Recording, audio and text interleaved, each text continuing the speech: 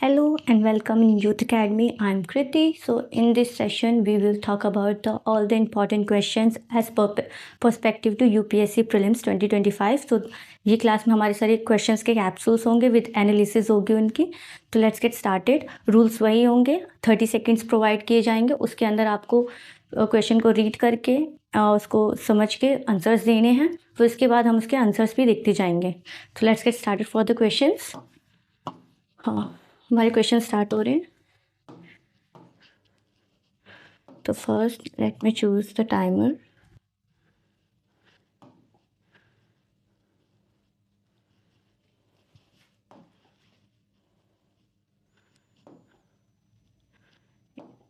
Timer is on. Let's back to the PDF. So this is the timer. First, let me set the 30 seconds. Yes, bell on कर देते हैं. So question number 1 is on your screen. Read this and try to solve this question within 30 seconds.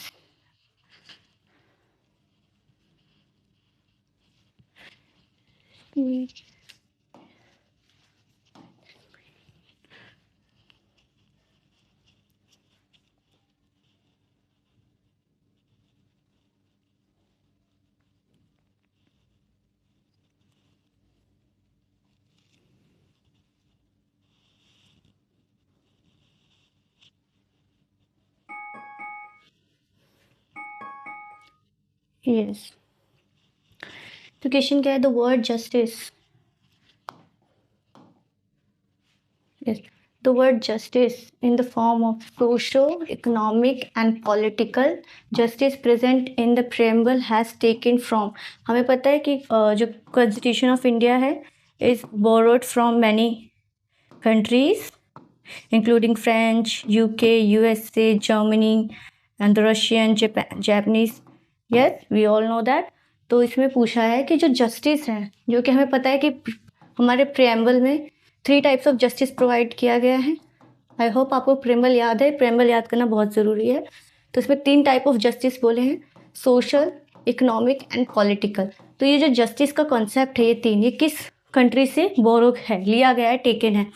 तो हमें American first option है American revolution, French revolution, Russian revolution and none of the above. अगर इसमें हमें answer नहीं भी आता तो हमें पता है फ्रेंच से क्या लिया गया है. फ्रेंच से हमने पढ़ा एक इक्वालिटी, लिबर्टी एंड फ्रेटर्निटी का कॉन्सेप्ट लिया गया है फ्रेंच से. तो इससे तो पता है हमें फ्रेंच से यही लिया गया है. अमेरिकन से हमें पता है ऑल द इम्पॉर्टेंट थिंग्स लिए गए: judiciary, judicial review, fundamental rights. ये सारे प्रोविजंस बोरो है. अगर हम अगर ये भी देखें कि जो जस्टिस प्रोवाइड कर रहा है सोशल, इकोनॉमिक, मतलब इसमें वेलफेयर सोसाइटी की बात की गई है, सोशलिस्ट टाइप ऑफ इकॉनमी की बात की गई है. और हमें पता है कि American is a capitalist type of economy. America capitalist type of है. अगर इसमें जस्टिस प्रोवाइड कर दे on the basis of economy, मतलब वेल्थ के पर्सपेक्टिव पे जस्टिस प्रोवाइड की जा रही है, सोशलिस्ट हो जाएगा. सोशलिस्ट में हमें पता है कि रशिया फॉलो करता था सोशलिस्ट टाइप ऑफ जस्टिस. तो इससे हम इतना अंदाज़ा लगा सकते हैं कि अगर सोशल वेलफेयर की बात की गई है, सोशलिस्ट टाइप ऑफ जस्टिस की बात की गई है, और हमारे इंडियन कॉन्स्टिट्यूशन में सोशलिस्ट पर्सपेक्टिव मेंशन है, Marxist socialism and Gandhian socialism DPSP में प्रोवाइड है. लेकिन डोमिनेंट क्या है हमारा? गांधीन सोशलिज्म, जो basically the welfare of the citizens की बात करते हैं. तो इससे हमें पता लग सकता है कि रशियन से वेलफेयर हो सकता है. इसमें हम एक अंदाज़ा लगा सकते हैं, जो कि आंसर करेक्ट भी है. तो रशियन रेवोल्यूशन इसका आंसर हो जाएगा. तो ये फर्स्ट क्वेश्चन का आंसर हो गया. Let's move to the second question.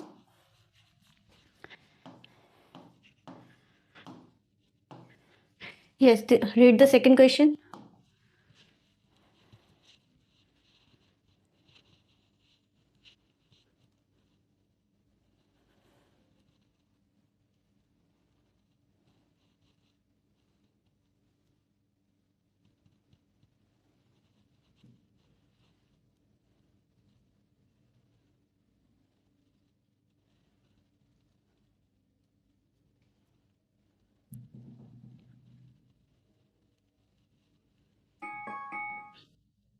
Yes, the question is talked about the which case, the important case. हमें सारे इम्पॉर्टेंट केस को रिमेंबर करना बहुत इंपॉर्टेंट है.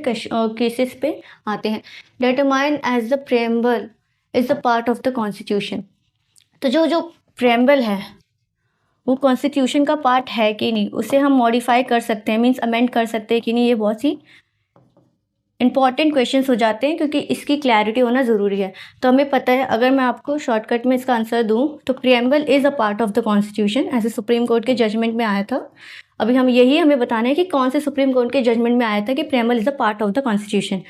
और इसमें यह भी है कि प्रियम्बल को अमेंड करा जा सकता है कि नहीं, प्रियम्बल कैन बी अमेंडेड और नॉट. तो हमें पता है कि Indira Gandhi time of government में इंदिरा गांधी ने 42nd कॉन्स्टिट्यूशन अमेंडमेंट एक्ट से प्रेम्बल में अमेंडमेंट्स की थी. तो ये फर्स्ट अमेंडमेंट था जो कि हुआ था. उसके बाद प्रेम्बल में कोई भी अमेंडमेंट नहीं हुई. तो इसके बाद बोला गया था yes preamble can be amended but it shouldn't be amended. आप मेरे वर्ड्स पे ध्यान देना. अमेंडमेंट को हम जो प्रेम्बल में है उसमें हम अमेंडमेंट्स कर सकते हैं, लेकिन हमें करना नहीं चाहिए क्योंकि एक फेस है, एक लाइट हाउस है जो कि बताता है कि पूरे कॉन्स्टिट्यूशन ऑफ इंडिया में क्या प्रोवाइडेड है. It is a summary. अगर आप समरी को चेंज कर दोगे लेकिन इसका जो अंदर का कंटेंट है वो तो चेंज नहीं होगा. तो हम कॉन्स्टिट्यूशन ऑफ इंडिया को चेंज करने पे ज़्यादा फोकस करें, ना कि प्रेम्बल के फेस पे.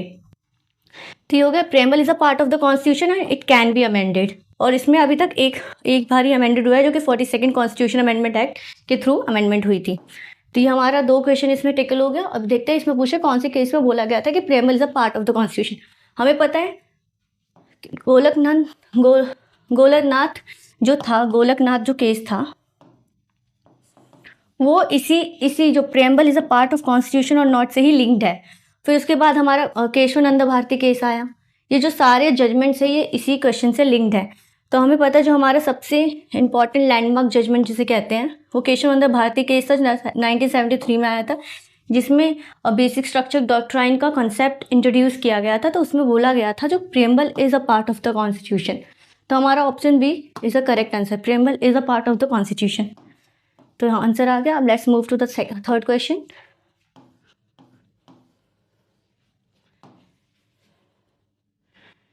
यस,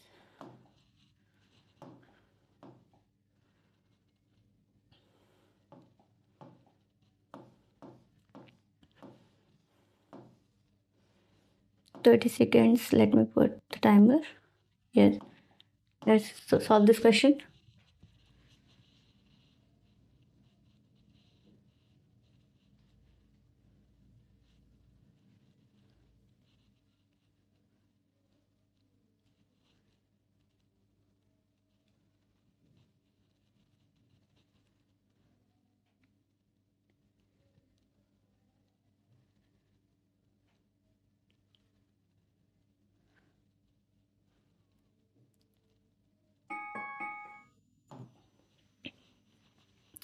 तो ये थर्ड क्वेश्चन भी सेकंड क्वेश्चन से लिंक्ड है कि जो 42nd कॉन्स्टिट्यूशन अमेंडमेंट किया गया था उसमें कौन कौन से वर्ड्स प्रेम्बल में इंक्लूड किए गए थे, ये बात हो रही है इसमें. Wait for second. यस. तो अगर आपको प्रेम्बल याद है, we the people of India have solemnly constitute India is sovereign secular. ये सोवरेन सेकुलर सोशलिस्ट जो डेमोक्रेटिक की बात हुई ये ऐड हुआ था. ओरिजिनल कॉन्स्टिट्यूशन में वर्ड्स मेंशन नहीं थे, उनकी बात की गई जो अमेंडमेंट के थ्रू 42nd अमेंडमेंट के थ्रू इंसर्ट किए गए थे प्रेम्बल में. तो हमें पता है रिपब्लिक तो ऑलरेडी इंसर्टेड था. अगर आपने प्रेम्बल की प्रस्तावना देखी होगी तो आपको पता होगा रिपब्लिक ऑलरेडी इंक्लूडेड था. सेकुलर एंड सोशलिस्ट किस लिए ऐड नहीं किया गया था, ये हमारे डॉक्टर भीमराव बाबा साहब अम्बेडकर की माइंड का रिफ्लेक्शन है कि उन्होंने क्यों deliberately socialist and secular word include नहीं किया था. इसके पीछे कहानी है, लेकिन मैं बता दूं कि सोशल और सेकुलरिस्ट वर्ड जो है secular and socialist word 42nd constitution amendment act के थ्रू ही ऐड किया गया था. तो इसका आंसर हो जाएगा 1 और 2. सेकुलर वर्ड इसलिए इंक्लूड नहीं करे थे, आपने वेस्टर्न सेकुलरिज्म और इंडियन सेकुलरिज्म में डिफरेंस जरूर पढ़ा होगा. तो उस कॉन्सेप्ट से कि बाबा साहब को लग रहा था अगर हम सेकुलर वर्ड डालेंगे तो सबको यही लगेगा कि वेस्टर्न सेकुलरिज्म की बात हो रही है, जो कि स्ट्रिक्ट सेपरेशन बताता है रिलीजन एंड स्टेट में. स्ट्रिक्ट सेपरेशन ऑफ पावर बताता है रिलीजन एंड गवर्नमेंट में या स्टेट में, कि स्टेट रिलीजन के केस में इंटरफेयर नहीं कर सकता और रिलीजन स्टेट में इंटरफेयर नहीं कर सकती है। तो अगर इंडिया के पर्सपेक्टिव से बात करें तो यहाँ पर स्ट्रिक्ट सेपरेशन ऑफ पावर नहीं है, बैलेंस सेपरेशन ऑफ पावर है। अगर कुछ ऐसे रिलीजन में अगर कुछ ऐसी कस्टमरी प्रैक्टिस अलाउडेड है जो ये डेरोगेटरी है वुमेन्स के लिए, जो कि एक ह्यूमैनिटेरियन बेस पे नॉट एक्सेप्टेबल है इन द सोसाइटी, तो स्टेट इंटरफेयर कर सकता है। और साथ ही साथ हमने फंडामेंटल राइट्स में देखे हैं जो हमारे आर्टिकल्स 25 से लेकर 30 में प्रोवाइडेड है, सारे माइनॉरिटी रिलीजियस एंड लिंग्विस्टिक की बात हो रही है, उनके प्रोटेक्शन की बात हो रही है, तो वो इंटरफेयर हो रहा है काइंड ऑफ। तो ये वेस्टर्न सेकुलरिज्म को डिफरेंट करने के को करना था इंडियन से, इसलिए उन्होंने डेलिबरेटली ये कॉन्सेप्ट नहीं डाला, बट ये कॉन्सेप्ट हमारे फंडामेंटल राइट और डीपीएसपी में रिफ्लेक्ट हो रहा है। सेम गोज वो socialist, Russian socialism and the Indian socialism, Gandhian and Marxist socialism की बात होती है, तो इसीलिए हमें सोशलिस्ट वर्ड भी इंक्लूड नहीं था, बट इंदिरा गांधी ने एक पॉलिटिकल सिग्निफिकेंस को लेते हुए इन्होंने ये अमेंडमेंट किए थे। तो ये हमारा 2 आंसर हो गया, आंसर 1 and 2, तो option 1 is correct. Let's move for the 4th question.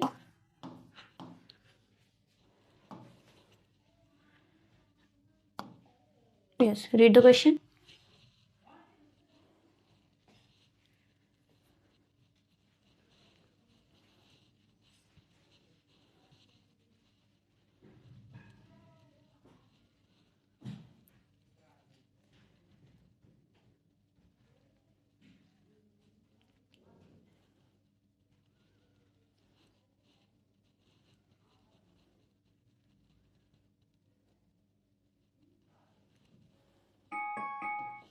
Yes, so the question is talked about the preamble to the Indian Constitution is based on the objective resolution। हमें पता था एक preamble है जो कि objective resolution के through ही लाया गया था, जो कि एक ब्लूप्रिंट प्रोवाइड कर रहा था preamble के फॉर्मेशन का। हमें पता है preamble इंडियन कॉन्स्टिट्यूशन के स्टार्टिंग में एडेड है, बट ये सबसे लास्ट में लिखा गया था। हमें पता है, पर हमने पढ़ा है कॉन्स्टिट्यूशन असेंबली जो 9 दिसंबर 1947 को कॉन्स्टिट्यूट हुई थी, उसमें हमारे पंडित जवाहरलाल नेहरू ने AIIMS and objective resolution provide किया था, जो कि एक ब्लूप्रिंट था कि हम कैसे कॉन्स्टिट्यूशन ऑफ इंडिया को फॉर्म में बनाएंगे, और साथ ही साथ प्रेम्बल हमारा किस फीस पे प्रोवाइडेड होगा। तो इससे हमें पता चल रहा है पंडित नेहरू आंसर हो जाएगा इसका। तो ये हमारा ऑब्जेक्टिव रेजोल्यूशन हो गया। Let's move to question 4। ये सारे जो क्वेश्चंस के सोर्स हैं, यहाँ आपको अगर हम क्वेश्चंस के जो भी इस पूरे पीडीएफ में आपको क्वेश्चंस मिलेंगे, सारे क्वेश्चंस के सोर्स है 11th क्लास की NCERT polity India at work करके, वो बहुत ही इंपॉर्टेंट बुक है, आपको स्किप नहीं करना। वह सारे बुक के एक एक चैप्टर को आपको पढ़ना है, उसी बुक से ये सारे क्वेश्चंस आपको ईजिली टैकल हो जाएंगे। ये डायरेक्टली इनडायरेक्टली यूपीएससी प्रीलिम्स में ऑलरेडी आ चुके हैं पीवाईक्यू के फॉर्म में, तो आपको पढ़ना है। तो ये let's move for the 30 seconds. Read the question. Read the question.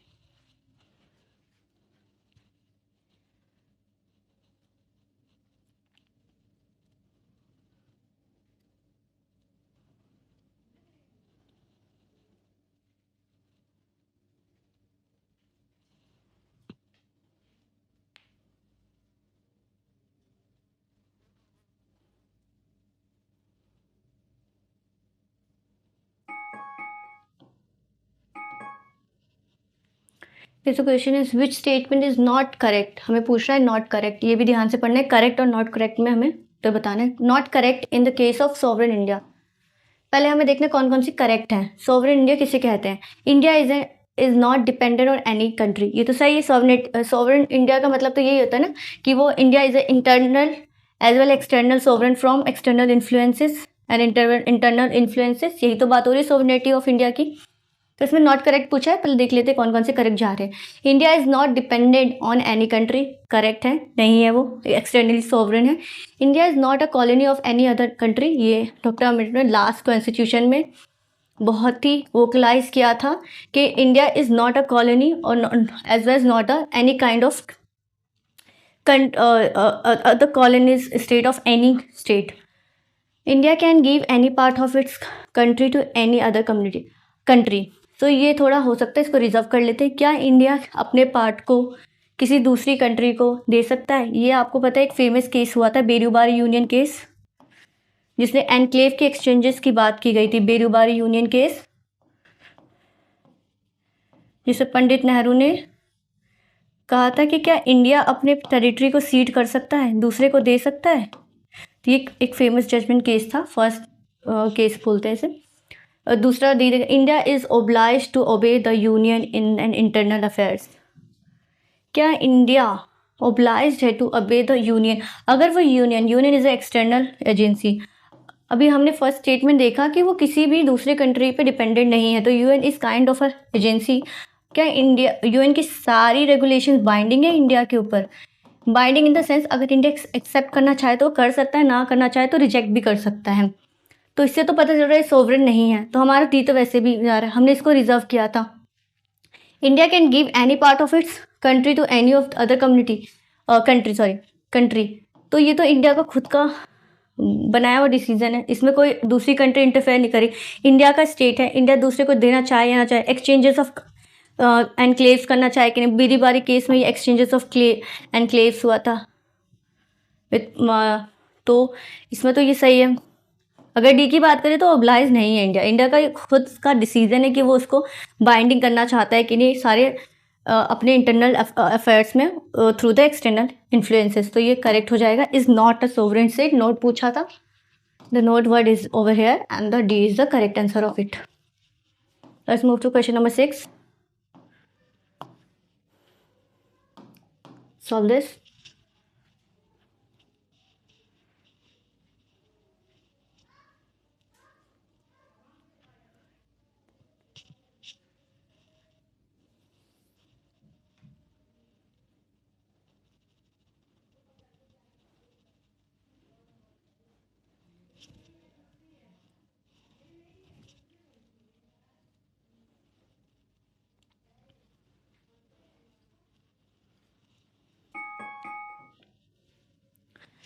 The question is, which of the following word has not been written in the preamble of the Indian Constitution? अच्छा, इसमें पढ़ लेना। इसमें हमें कोई ये बात नहीं बोली गई कि ओरिजिनल कॉन्स्टिट्यूशन में मेंशन था कि नहीं था, इसमें बस ये बोला गया कॉन्स्टिट्यूशन में मेंशन है कि नहीं है।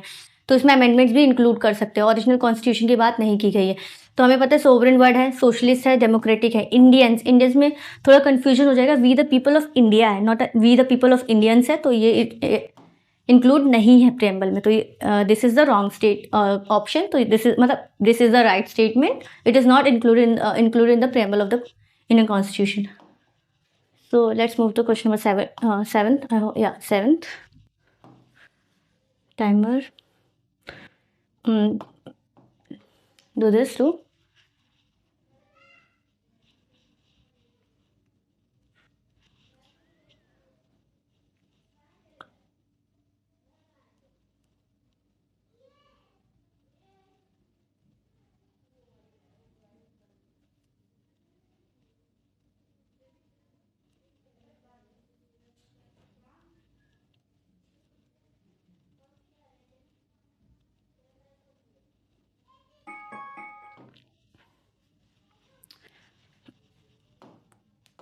हाँ, what is true meaning of the secular?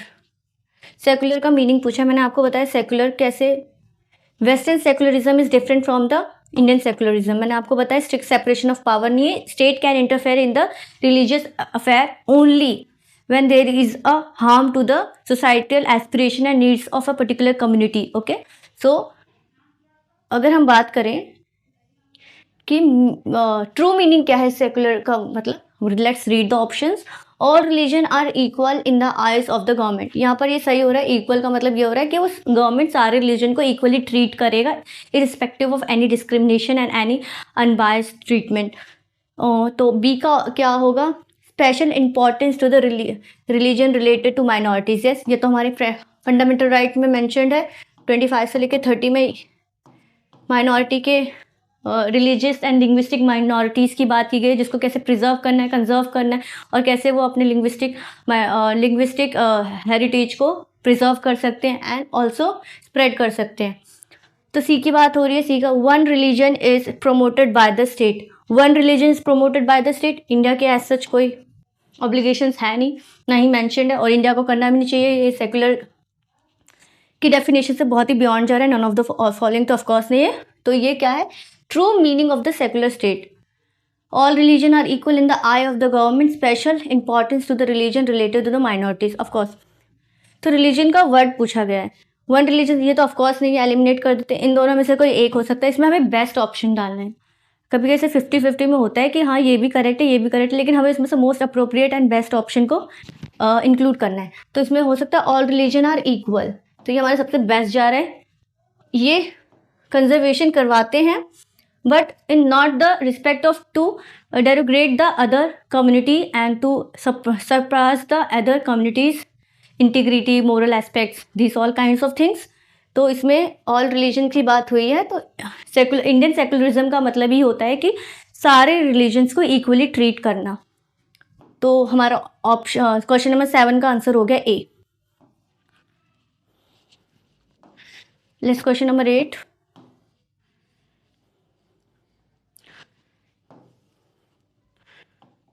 Do this.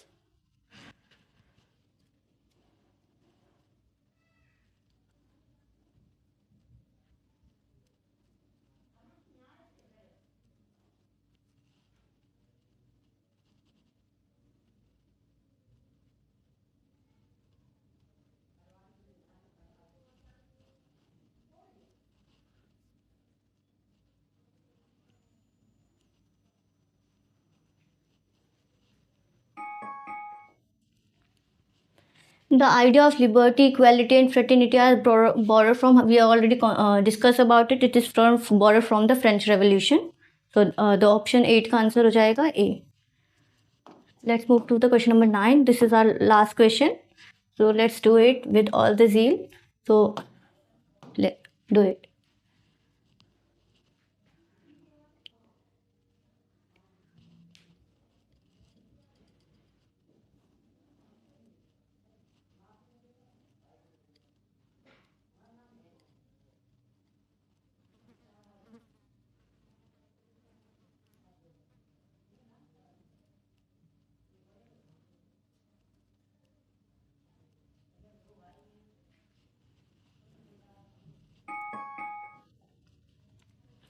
The Constitution of India derives its ultimate authority from, अच्छा इसमें कन्फ्यूजन ये हो सकता है कि ऑप्शंस बहुत क्लोज है। Supreme court of India, parliament, people of India and constitution assembly.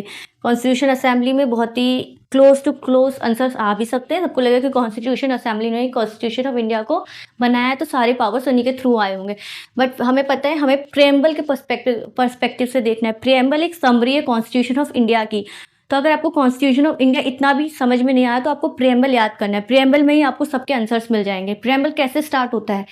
We the people of India, people of India, और वही अमेरिकन कॉन्स्टिट्यूशन मतलब यूएसए पीपल की बात करते हैं। तो जो भी कॉन्स्टिट्यूशन ऑफ इंडिया अपनी जो अल्टीमेट अथॉरिटी है वो पीपल ऑफ इंडिया से ड्राइव करती है, क्योंकि कॉन्स्टिट्यूशन के फर्स्ट लाइन्स में मेंशन है we the people of India having this solemnly reduced to constitute India into a sovereign secular socialist democratic republic state. तो इसमें अभी हम प्रेम्बल को भी देखेंगे। ऑप्शन ए सी हमारा करेक्ट हो जाएगा। तो लेट्स फर्स्ट, क्योंकि इसी जो हमारी, अगर हम सोर्स करें, अगर सोर्स की बात करें, जो इस क्वेश्चन का सोर्स कहाँ था, तो हमने 11th क्लास की, मैंने आपको पहले ही बता रही हूँ, बार बार एम्फेसाइज कर रही हूँ कि 11th क्लास की NCERT is must to read. This is non negotiable है, नेगोशिएट नहीं कर सकते इसको। इंडिया एट वर्क करके है, आपको ये रीड करना है, यही सोर्स है, इसी से आपको सारे क्वेश्चन के आंसर्स आ जाते हैं। और साथ ही साथ इसमें फर्स्ट पेज में जो प्रेम्बल प्रस्तावना दी गई है आपको वो भी रीड करना है। तो हम यहाँ पर एक बार रीड कर लेते हैं। क्या कहेंगे कि we the people of India, source of authority की बात कर रहे हैं। हैवी solemnly resolved to constitute India into a sovereign, socialist, secular, democratic republic। आपको ये सीक्वेंस ऐसे याद करना है, sovereign, socialist, secular, democratic republic, ठीक है। And to secure to all its citizen justice की बात हुई थी, रशियन रेवोल्यूशन से लिया गया था। कौन सी जस्टिस?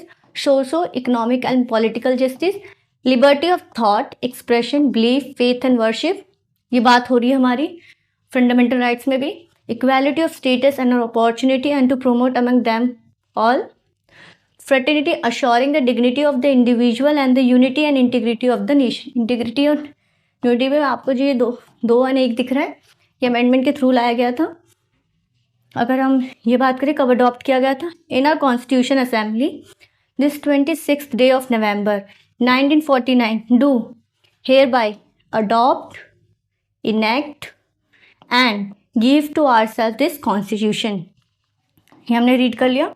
साथ ही साथ हम देखते हैं कहाँ कहाँ अमेंडमेंट्स इंसर्ट हुए थे. यहाँ पर 1 है तो 1 वाले में जाके देखते हैं 1 में क्या है. सब पार्ट में हुआ constitution 42nd constitution amendment act 1976 में सेक्शन 2 में सोवरेन डेमोक्रेटिक रिपब्लिक, ये ऑलरेडी मेंशन था उसमें. सोवरेन डेमोक्रेटिक रिपब्लिक, इसमें socialist and secular word add किया गया था. सब part of constitution 42nd constitution amendment 1972 में unity of the nation already mention था. ये जो यहाँ पर लिखा है तो ये ओरिजिनल कॉन्स्टिट्यूशन में जो थिंग्स मेंशन थी, जैसे कि ओरिजिनल कॉन्स्टिट्यूशन में already sovereign democratic and republic mention था और साथ ही unity of the nation mention था. अगर यूनिटी ऑफ द नेशन की बात करें तो unity and integrity word add हुआ and the socialist and secular word add हुआ. अगर 42nd कॉन्स्टिट्यूशन अमेंडमेंट 1976 की बात करें तो इसमें 3 थिंग्स ऐड हुई थी. The one is socialist, secular and integrity. We can't forget the word of integrity. It is also mentioned through this particular amendment. तो ये हमारा हो गया, तो हमें ये याद करना है, बहुत इंपॉर्टेंट है. लेट्स एक डिड यू नो वाला कर लेते हैं. फन फैक्ट, और I already posted this the screenshot of it in our post. You can read over there too. तो the Japanese constitution of 1947 is popularly known as the peace constitution. Japanese constitution को peace constitution के नाम से ही popularly जाना जाता है, जो कि 1947 में आया था. इससे आपको एक फैक्ट मिल गया. तो या thank you. So thank you for participating in this quick revision session also as a question capsules also. So it is very important for your this prelims. So you can revise these questions and read the source, which I already mentioned it so many times that you have to read it. It is very important book. So thank you for everyone watching this session, and stay tuned for more interesting videos and questions and for further classes. Thank you everyone.